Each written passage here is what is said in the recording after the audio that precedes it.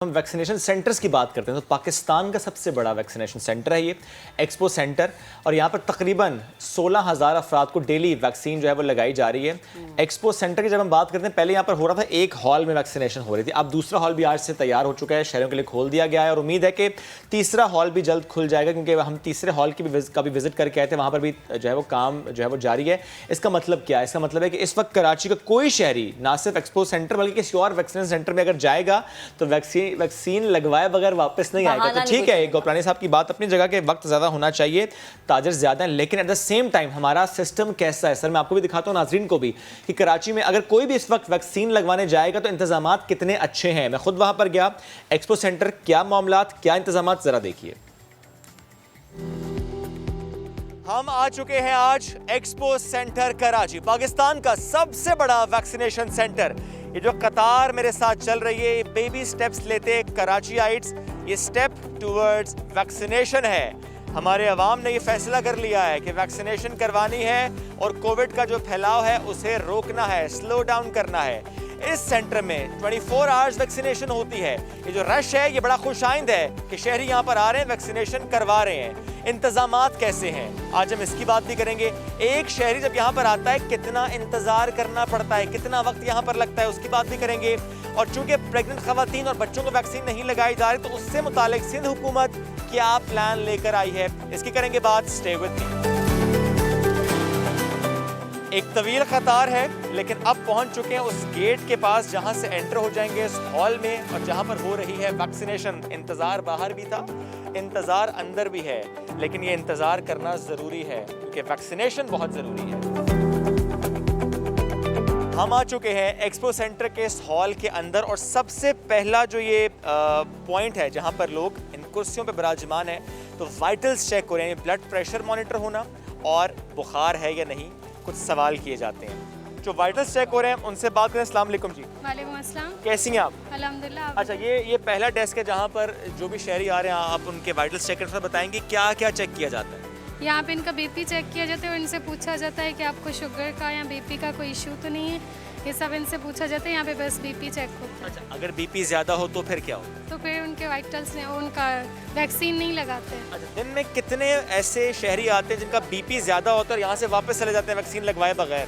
वापस तो नहीं जाते, इनका 60 तक होता है ना, 160 तक, तो उनको पानी पिलाते हैं, यहाँ पे बिठाते हैं और दोबारा से चेक करते हैं। अगर सही होता है तो फिर कर लेते हैं। ऐसा भी होता है कोई आया बुखार के साथ और कहा हो कि भाई आपको तो बुखार है, जाएं चेक करवा के, कहीं कोविड तो नहीं? नहीं, बुखार के साथ ऐसा कोई नहीं है। यानी यहाँ से किसी को आप वापस नहीं भेजते? नहीं। ठीक है जी, यहाँ से कोई वापस नहीं जाता। डॉक्टर ताहा भी साथ हैं, उनसे इससे मुतालिक ज़रा रहनुमाई लेते हैं। अस्सलाम वालेकुम डॉक्टर ताहा, कैसे हैं? वालेकुम अस्सलाम, अल्लाह का शुक्र। अच्छा, बड़ा अच्छा है इंतज़ाम कि आप लोगों ने लिख कर लगाया हुआ है कौन कौन सी वैक्सीन है और किसके लिए, तो थोड़ा नाज़रीन के लिए भी बता दें।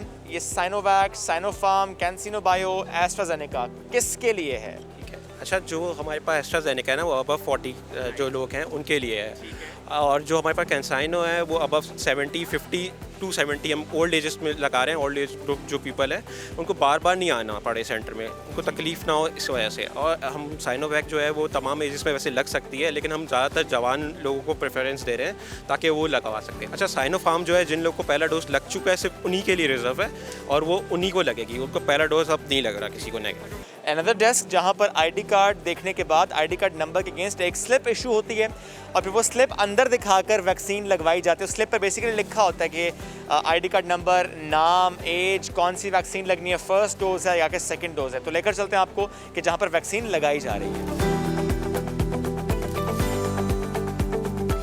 हम आ चुके हैं एक क्यूबिकल के अंदर, खातून यहाँ पर मौजूद हैं फॉर द वैक्सीन, उनसे गुफ्तगू भी करते हैं। अस्सलाम वालेकुम।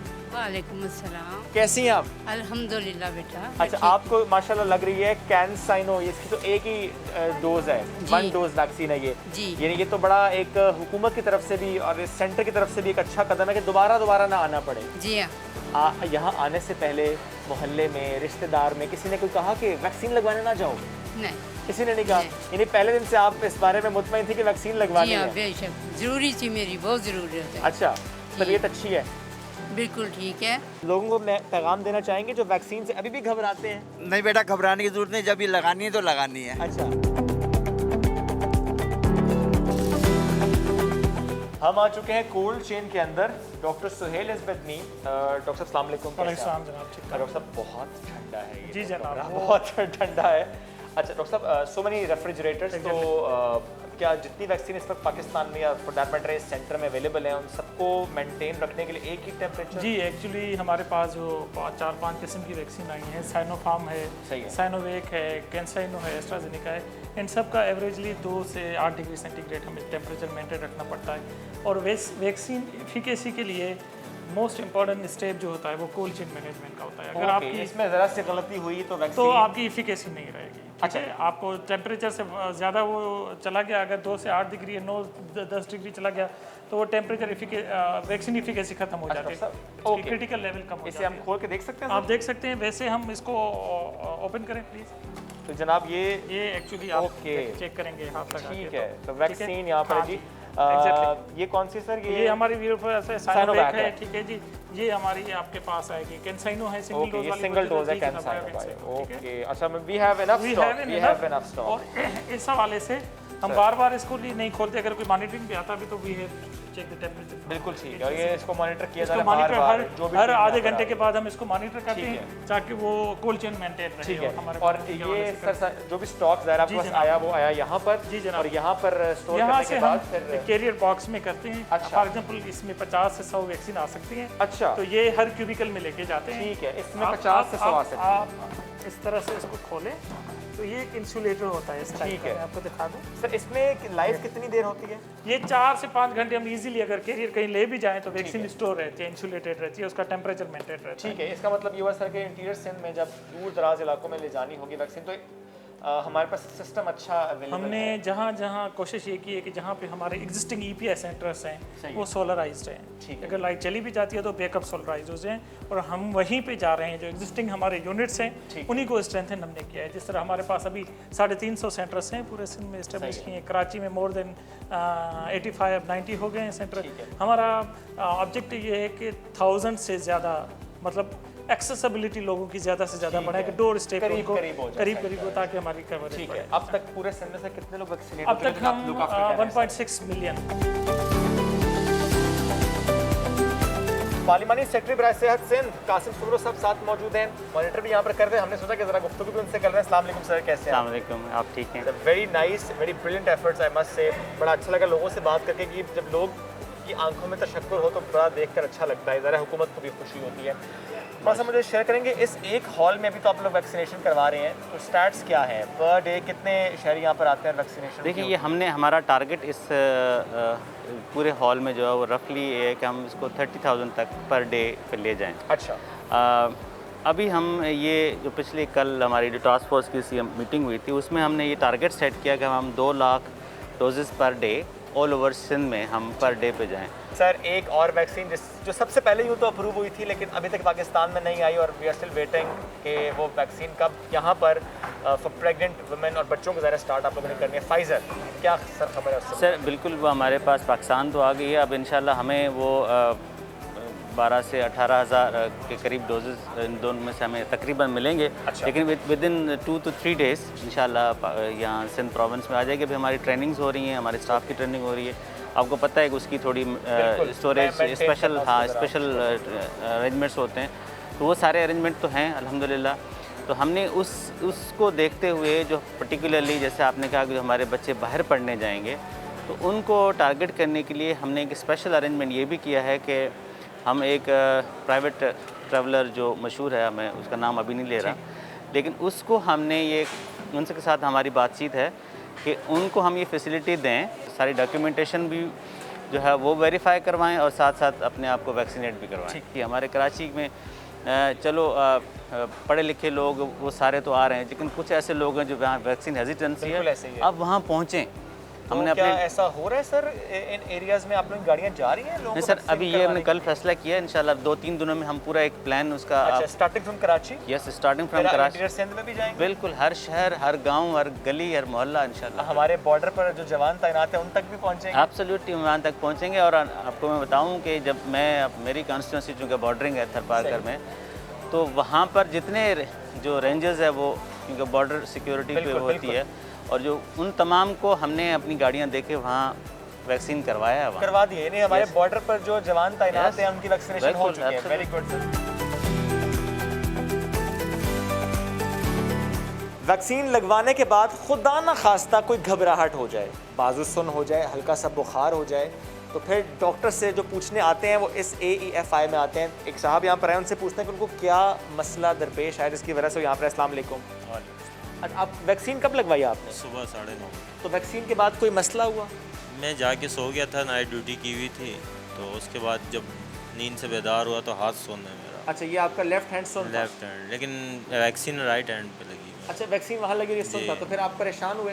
जी, आपने क्या किया उसके बाद? मैंने पहले तो जो है हेल्पलाइन पे कॉल की थी। अच्छा, वहाँ से अच्छा रिस्पांस मिला जी, आपको? उन्होंने कहा कि ये सिम्टम्स तो नहीं है, लेकिन फिर भी आप किसी डॉक्टर से रुजू कर फिर ले। तो आप यहाँ पर आए? जी। डॉक्टर साहब से आपकी मुलाकात जी। हुई और उन्होंने आपको फिर सेटिस्फाई किया कि जी। अच्छा कोई मेडिकेशन मेडिसिन वगैरह लिख के। ठीक है। सलाम डॉक्टर साहब, कैसी हैं आप? राम जी बिल्कुल ठीक डॉक्टर साहब, ठाक। क्या इशू था ये?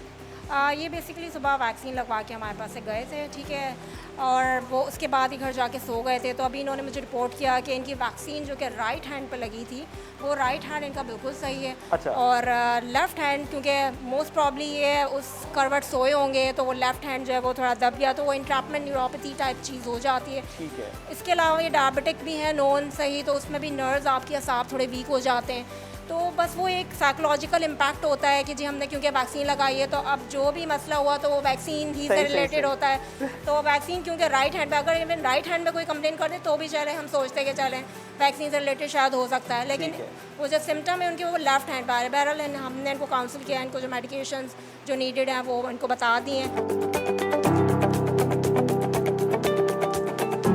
वैक्सीनेशन, इसमें हर शहरी का बड़ा अहम रोल है उन लोगों को कन्विंस करना जो कि वैक्सीन लगवाने अभी तक नहीं पहुंचे सेंटर में। जब हम बात सिविल सोसाइटी करते हैं, उनके रिप्रेजेंटेटिव मैं कहूँगा आमिर रज़ा साहब इस वक्त चूँकि यहाँ पर मौजूद हैं, विजिट भी उन्होंने इस फैसिलिटी का किया है, वैक्सीन उनकी हो चुकी है, तो उनसे पूछते हैं कि वैक्सीनेशन के बाद और इस फैसिलिटी को देखने के बाद उनकी राय क्या है, क्या मज़ीद इम्प्रूवमेंट्स होनी चाहिए, कहीं पर कोई गुंजाइश है या कि ऑल सेट? अस्सलाम वालेकुम सर। वालेकुम अस्सलाम। तो कैसे आप? मैं बिल्कुल ठीक हूँ, अल्हम्दुलिल्लाह। इस फैसिलिटी से मुतालिक सर पहले मुझे अपना एक्सपीरियंस शेयर करें।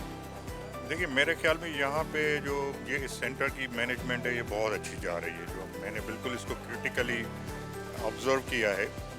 और लेकिन उसके बावजूद भी मैं देख रहा हूँ यहाँ पे जो सारा प्रोसेस है वैक्सीनेशन का वो बहुत पीसफुल है, और आपको कहीं भी हैपहैज़र्ड नज़र नहीं आएगा, किराए नज़र नहीं आएगी, बिल्कुल एक खामोशी से एक प्रोसेस होता जा रहा है। और बहुत सारे लोग हैं, अच्छी खुशाइंद बात ये है कि बाहर तक काफ़ी लंबी क्यू है, तो इसके बावजूद इतना पीसफुल, और ये जो हम कम देखते हैं अदरवाइज़, तो इस हिसाब से मैं कहूँगा ये बहुत सक्सेसफुल जा रहा है ये सेंटर।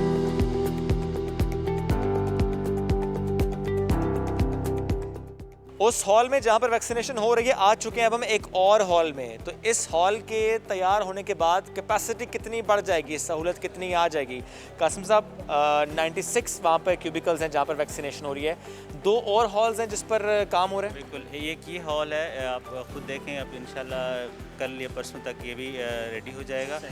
तो हमारी वहाँ की कैपेसिटी 30,000 की है, इंशाल्लाह यहाँ 25,000 कैपेसिटी कर रहे हैं।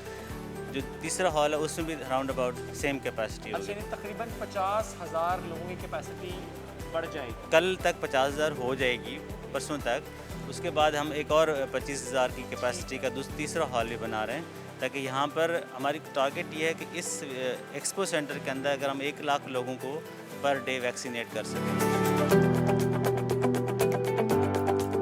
कराचियाइट्स यहाँ पर आ रहे हैं, वैक्सीनेशन करवा कर जा रहे हैं। पैगाम देने के लिए मेरे पास बड़ा प्यारा, बड़ा खूबसूरत एक बुजुर्ग जोड़ा मौजूद है। पैगाम है उनका क्या, ज़रा सुनिए। क्या पैगाम है माँ जी? अस्सलाम वालेकुम। मेरा पैगाम यही है कि देखिए, मेरा पहला डोज वैक्सीनेशन का अल्हम्दुलिल्लाह हो गया है बेटा, अब सेकंड डोज भी हो गया है, अब आपकी बारी है। अब आपकी बारी है। क्या पैगाम है सर? अस्सलाम वालेकुम रहमतुल्लाहि व बरकातुहू। I got vaccinated. Now it's your turn to be vaccinated as soon as possible. जबरदस्त, क्लियर मैसेज। ज़बरदस्त जनाब। तो जिन लोगों के ज़हनों में बड़े खदशात होते हैं ना कि ना जाने क्या काम होगा, क्या होगा, तो अब उनके खदशात दूर हो गए होंगे। अभी एक ब्रेक लेंगे, ब्रेक के बाद वापस आएंगे, हमारे साथ रहिएगा।